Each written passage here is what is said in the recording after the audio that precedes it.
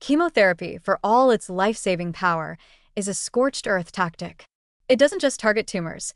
It blasts through every rapidly dividing cell in its path, from hair follicles to gut lining to immune progenitors. And while many cancer cells succumb to this cellular napalm, some do not.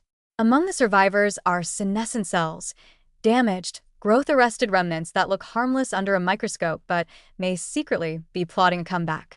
Once seen as a barrier against cancer, cells too damaged to divide, frozen in a state of permanent retirement, these post-chemo senescent cells are now under suspicion.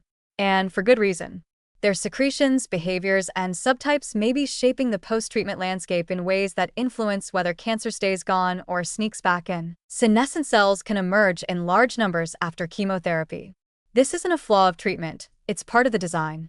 Many drugs, especially DNA-damaging agents like doxorubicin or cisplatin, induce senescence in tumor cells that resist apoptosis. The idea is that if you can't kill the cell, at least stop it from dividing. But here's the catch. Some senescent cells don't stay quiet. Instead, they become inflammatory hotbeds, spewing cytokines, chemokines, growth factors, and matrix modifiers, a biological mixtape known as the SASP, or senescence-associated secretory phenotype. This SASP can attract immune cells, remodel tissue, and, in a cruel twist, promote the very processes that allow cancer to return. Emerging studies show that these chemo-induced senescent cells are not all the same. Using single-cell sequencing, researchers have identified subtypes that vary in SASP intensity, DNA damage signatures, immune evasion capabilities, and even their ability to influence neighboring cells. Some subtypes seem relatively benign, low SASP, low metabolic activity, low threat. Others are hyperinflammatory, pushing out IL-6, CXCL1, VEGF, and WNT ligands, all of which can drive angiogenesis, tissue remodeling, and stemness. These are the senescent saboteurs, the cells that may not divide themselves, but create a microenvironment that invites dormant cancer cells to wake up, or resistant clones to thrive. What's particularly alarming is that some senescent subtypes appear to actively promote therapy resistance. For example, SASP factors can induce epithelial to mesenchymal transition, EMT, in residual tumor cells, a shift that's associated with increased invasiveness and drug resistance. Others may reprogram nearby non-cancerous cells, like fibroblasts or immune cells, to create protective niches where cancer stem cells can hide out and bide their time. Some senescent cells may even upregulate anti-apoptotic proteins, protecting themselves and possibly shielding adjacent tumor cells from future treatments. So while senescence may start as a failsafe, it can mutate into a fallback plan for relapse. Adding another layer of complexity is the tissue context.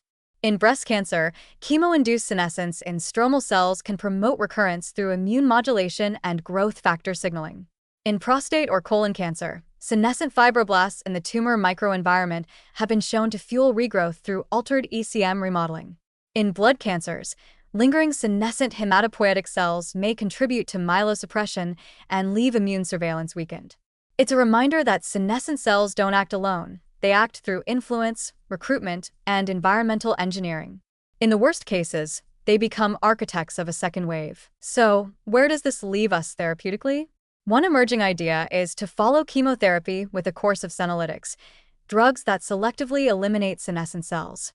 Early studies in mouse models show that doing so can reduce relapse rates, lower inflammation, and improve tissue recovery.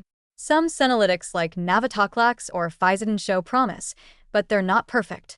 The dream is precision, matching specific senescent cell subtypes with specific elimination strategies.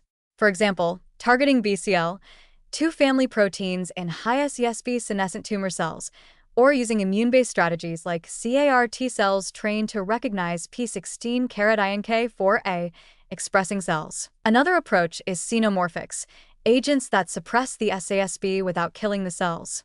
This may be useful in tissues where some senescent cells are needed temporarily, such as for tissue repair or immune coordination. The challenge is timing. Too soon, and you may interfere with tissue healing. Too late, and you may let relapse gain momentum. Some researchers are even exploring SASP-blocking antibodies, to neutralize harmful secreted factors while leaving the cell itself untouched. Machine learning models trained on patient biopsies and serum biomarkers could one day predict which senescent profiles are likely to promote relapse. Personalized risk scores might tell oncologists whether to follow up with senolytics, xenomorphics, immune checkpoint therapies, or all three.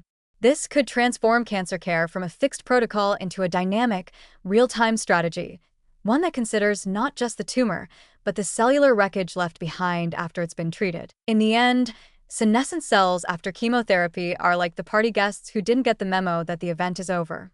Some are harmless, quietly sitting in the corner. Others are loud, spilling drinks, starting arguments, and plotting the next big event. The future of oncology may depend not just on how we treat cancer, but how well we clean up afterward, cell by cell, subtype by subtype, with the kind of precision that distinguishes a lingering threat from a healed wound.